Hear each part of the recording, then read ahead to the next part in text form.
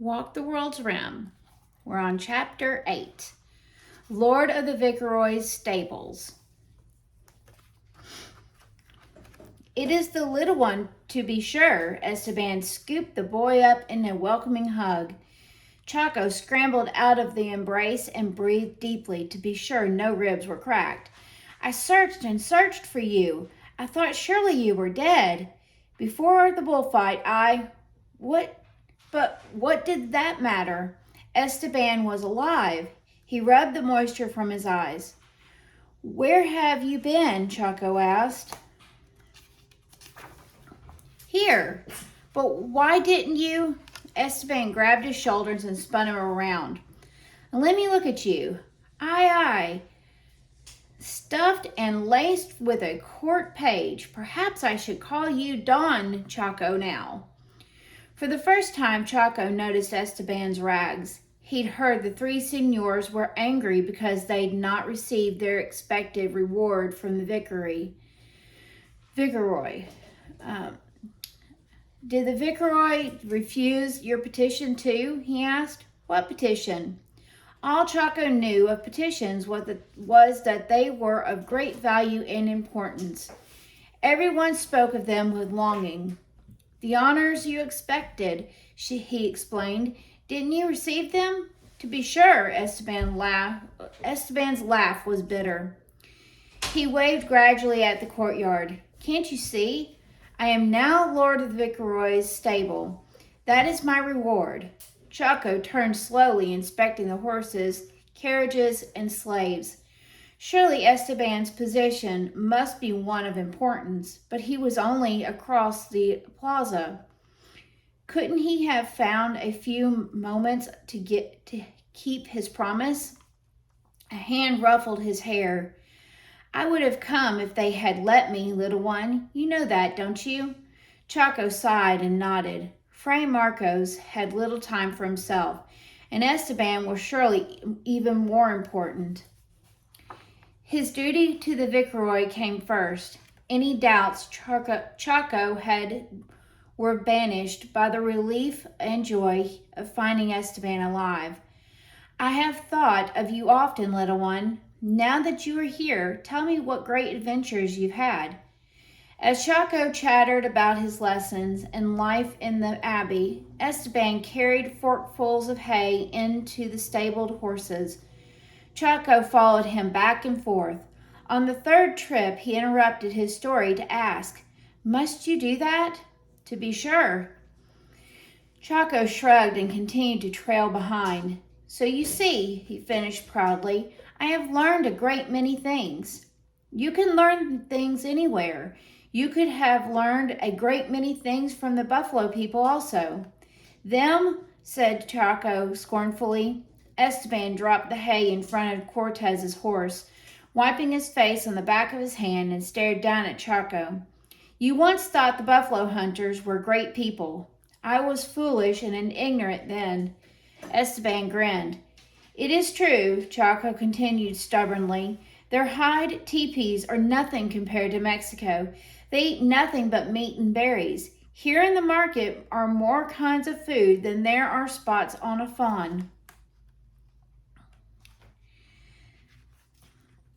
That is true, but the buffalo people would have taught you to hunt the great humped cows. Have you learned how to hunt mutton and tortillas and chocolate? Now it is you who are foolish. Chaco turned on his heel and stalked to the pile of hay, not waiting for Esteban. I have learned a great many things, he repeated loudly, but the things you would have learned with the buffalo people would have been useful. These things are useful. He kicked the hay, but it offered no resistance, and his anger mounted. Why must Esteban spoil things by saying what Chaco had no wish to hear? Only in Mexico. Then I will stay in Mexico, Chaco shouted. The words seemed to hang in the air, repeating themselves like a peal of bells.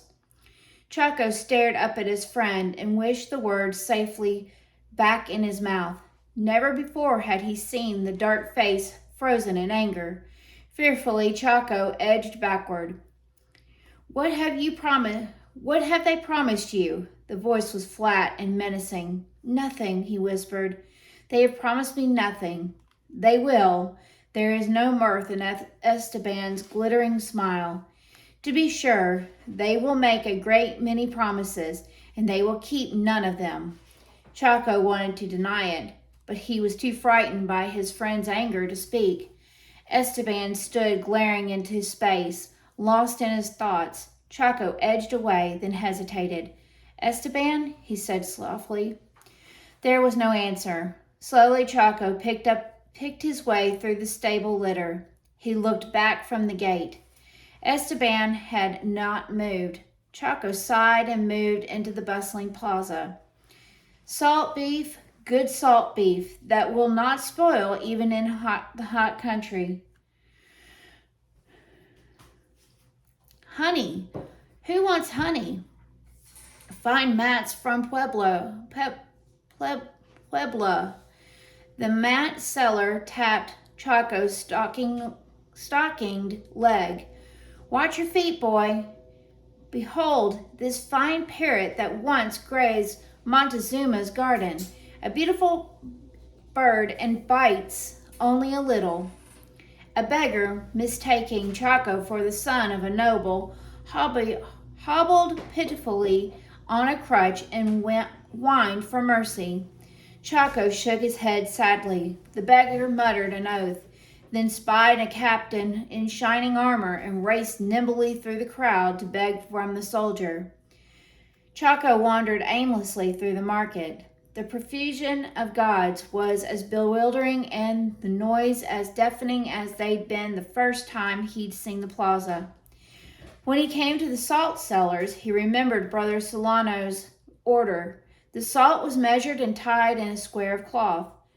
Chako knew the salt seller would come to the abbey on a certain day to be paid by the fathers. But suppose he wanted to buy something for himself. What would he do? Mats could be traded for honey, honey for tortillas, chocolate beans for cotton. But where did one get the mats and honey and cotton?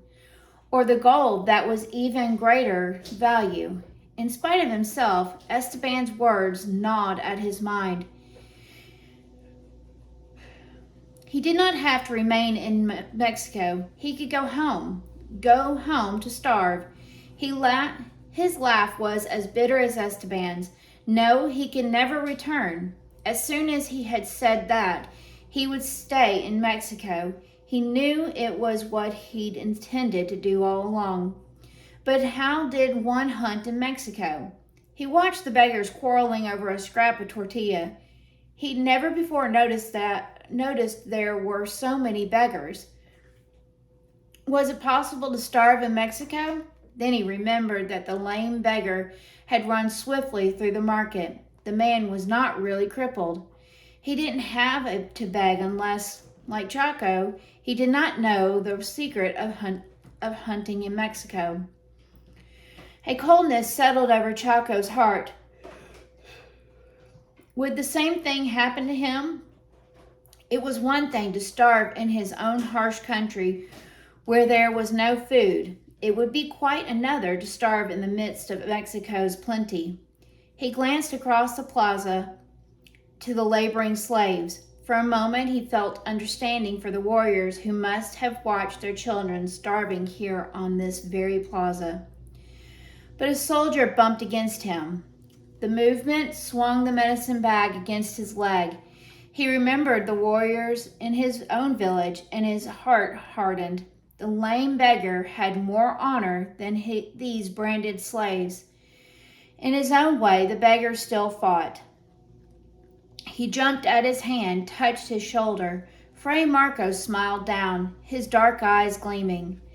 "The bells are ringing for vespers, my son." "Yes, Father." He hurried after the priest, wondering if it would offend the Spanish God to have a bundle of salt brought into the church. There was no time to take it to the kitchen. He crossed himself and was about to spit over his left shoulder when he saw Fray Marcos looking at him. Chako smiled weakly. I have just come from the viceroy, said the priest. We have great plans for you, my son. He looked as if he would say more, but they were entering the hushed twilight of the church. Chaco knelt on the cold stones and thanked the Spanish God and the Spirit of good things for whispering the great plans, whatever they were, into the viceroy's ear. No longer need to worry over Esteban's strange words. After Vespers, he hurried to the kitchen. Brother Solano stared at the bundle Chaco dropped on the table. What's this? Salt. Salt? Chaco grinned at the cook's confusion. Just as he'd thought, the errand had been another of Brother Solano's efforts to cheer him. If the yam cakes didn't help, a trip to the market would. For once, the cook had been right. On this trip, he'd found Esteban. Nothing could make him happier. When he struggled out of his clothes that night, he fingered the medicine bag thoughtfully before hanging it beside the unused bow. In the excitement of seeing Esteban, he'd forgotten the bluestones. Tomorrow he would take them to Esteban and pretend their argument had never been. Curled in his bed, Chaco wondered at the placid man's unusual anger. What could have caused it? And what does it matter, he muttered. Tomorrow it will be forgotten, and he dropped it from his mind as unimportant. For the first time in months, Chaco stood shivering in the pre-dawn chill, gazing longingly at the wooden chest. If only he could wrap the breechcloth around him and sneak off to meet Esteban. But the steady brush of sandals on the hall floor told him it was impossible. He fought the daily battle with strings and buttons and hurried to Mass. Never before had the rituals seemed so long, the floor so hard, and the church so cold. He crossed his ankles and sat on them, then uncrossed them and grimaced at the 1,000 needles in his feet and toes. He raveled loose threads from his breeches and twisted the buttons on his doublet until Fray Marcos's stern eyes shocked the words to the prayers back into his memory. Brother Solano grumbled over his hasty meal. You are just like Fray Marcos lately. Food has no meaning to you, for you. Your food has, said Chaco. It is the best. Then why don't you eat it? I am in great hurry. I must meet Esteban. And do you think that the great and wonderful Esteban wants you to perish from hunger before his very eyes? Chaco grinned. I think the great and wonderful Esteban would say your yam cakes were the best in all of Mexico. He would taste them, that is, if he could taste them, that is. Brother Solano filled his hands with the small cakes. Take them and go. I want no walking skeletons in my kitchen. It is proof that the Lord's goodness that he continues to shower his bounty on the earth in spite of weak appetites. Chaco sprinted across the plaza, heedless of the shouts and threats that followed his headlong passage. He raced around the palace to the large double carriage gates and into the stable yard. The horses were being watered. Slaves staggered across the yard with a large leather buckets of water. Chaco proudly watched Esteban walking it easily as if his hands were empty. How goes it, Esteban? Esteban grinned at Chaco's full hands. It goes hungry. As they squatted on their heels and shared the yam cakes, Chaco repeated the cook's words. He should have shared our fish bones and lizards, said Esteban. Then perhaps it wouldn't praise the Lord's bounty. The Lord is a Spanish God. That is why Mexico is so wonderful. His home is here. Is that one of the useful things you have learned? No, it is what anyone can see for himself. Couldn't Esteban forget yesterday? Chaco didn't want to quarrel again. And anyway, anyone can see for himself that he cannot just sit and let the Lord's bounty fall into his cook pot. I don't expect to. What will you do? I don't know, but Fray Marcos said only yesterday that he has great plans for me. To be sure, he would like you to become a brother or perhaps a priest. Chaco thought of Brother Solano's kitchen and grinned. That would be all right. Your feet walk a strange trail, little one. Can you see the end? I walked a strange trail once before, to Mexico, and that time also Esteban had warned him not to come. Chaco frowned. Why didn't you want me to come to Mexico? You have been here almost a year. You should know. I see nothing to fear.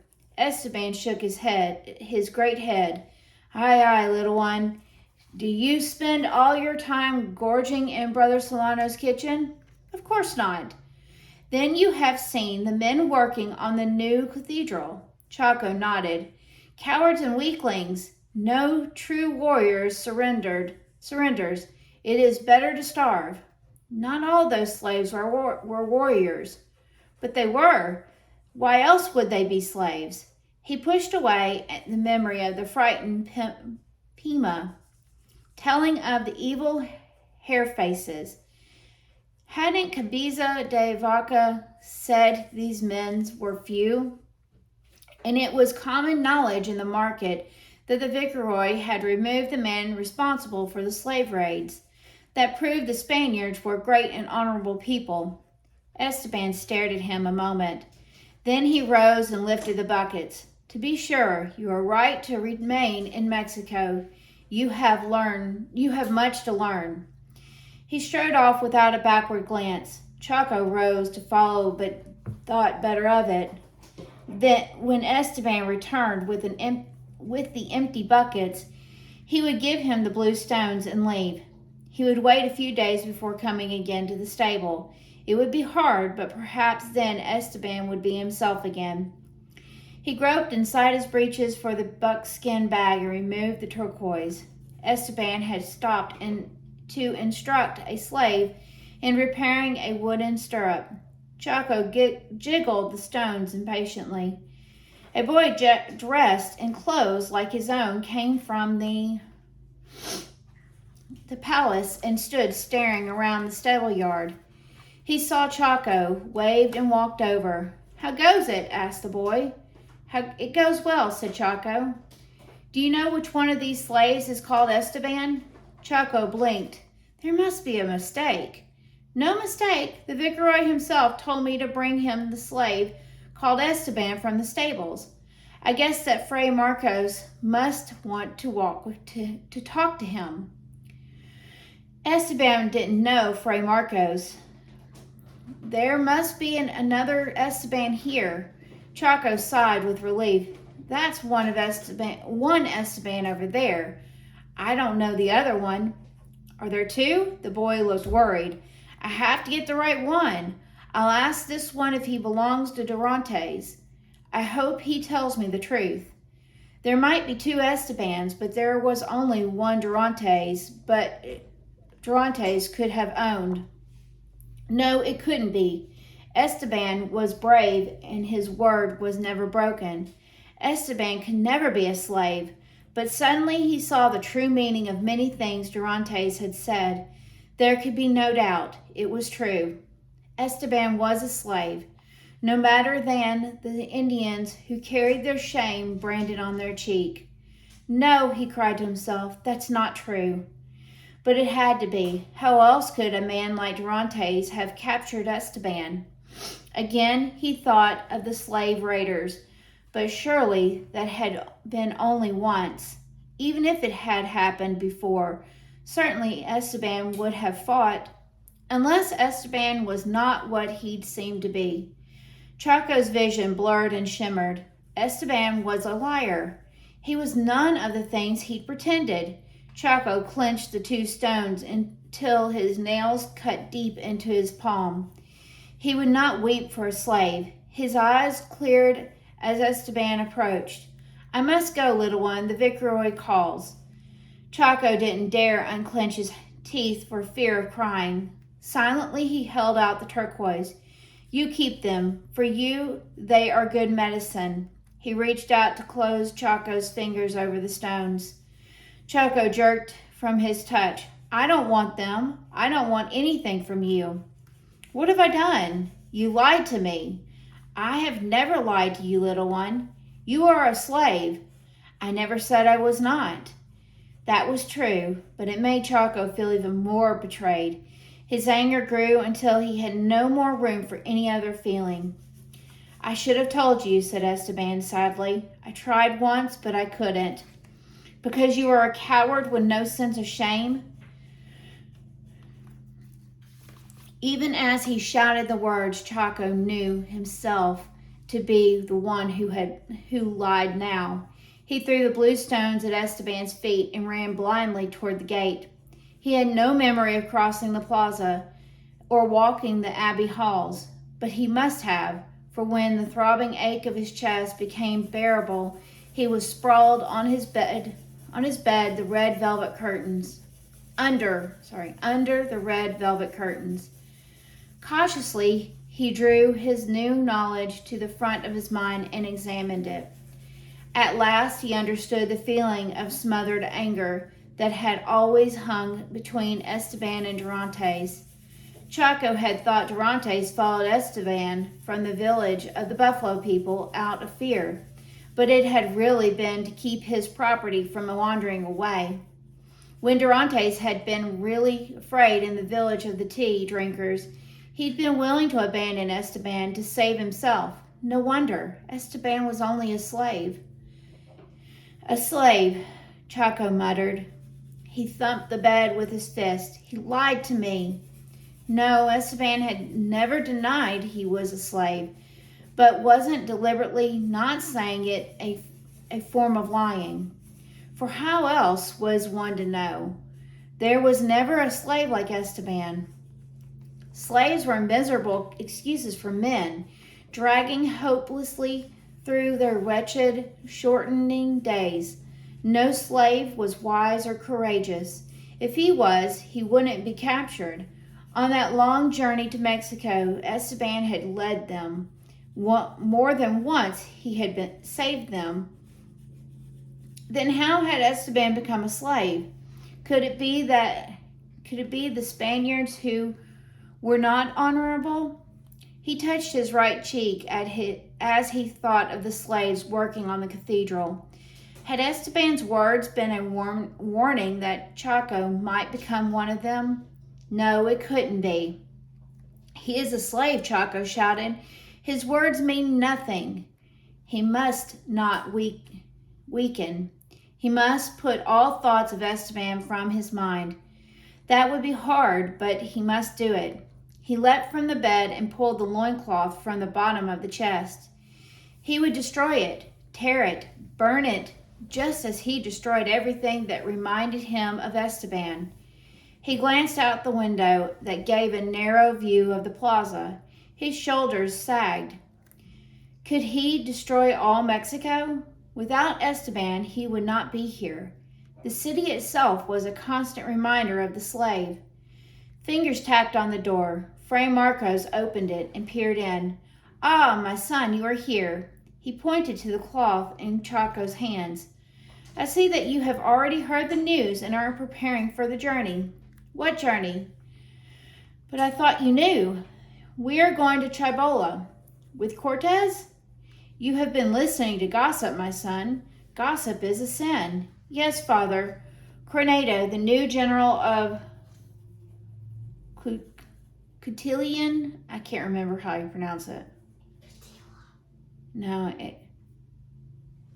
Cotillion, I think that's how you pronounce it, will lead the army.